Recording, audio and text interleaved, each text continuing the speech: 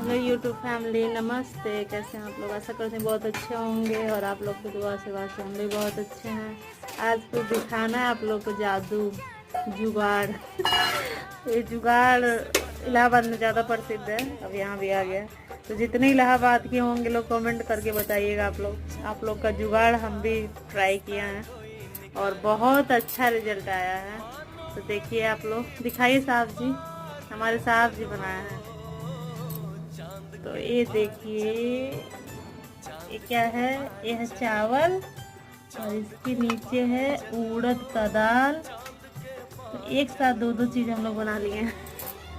Gas की भी बचत, टाइम भी बचा और टेस्ट भी अच्छा आता है। उसमें आलू डालने का चोखा बना देंगे, फिर दाल चावल चोखा बैठ के हम और हमारे साहब जी। साहब जी कुछ बोलिए।